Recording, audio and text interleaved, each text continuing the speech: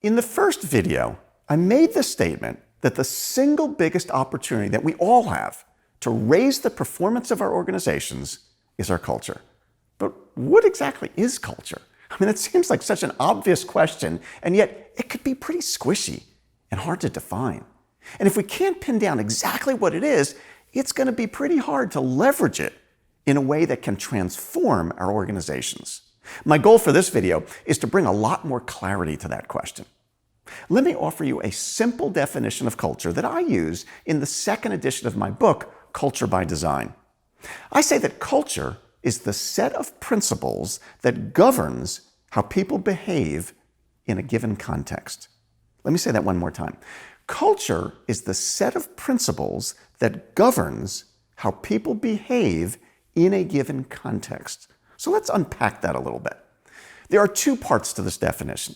The first and the most important is the idea that culture is about behavior.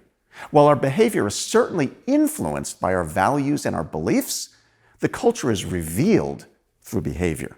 I may or may not know what people's values and beliefs are, but I can see what they do or how they behave. And at the end of the day, that's all that really matters. By the way, if you've defined a set of core values, you may be wondering, well, what's the difference between that and a behavior? In another video, I'm going to answer that question in a lot of depth. But let me just say here that a value is typically an abstract concept, whereas a behavior is an action. And because it's an action, it's usually much clearer to teach and a lot easier to understand.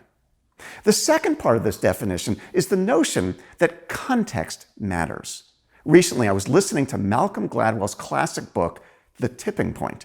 And he's got this whole section in there on the power of context. And he cites study after study after study that shows how people behave differently in different situations. That's not to suggest that people aren't authentic, but rather that the situation we're in and the group of people we're around significantly influences how we behave. What's considered permissible or expected behavior is different when you're at work or with your family or with your high school friends or your softball team or a church.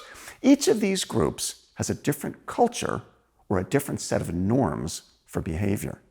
As you're going to see in the next video, seeing culture through a behavioral lens and understanding that our behavior is heavily influenced by our environment is core to appreciating just how strongly our culture influences the performance of our people, and with it, the results that we achieve as an organization.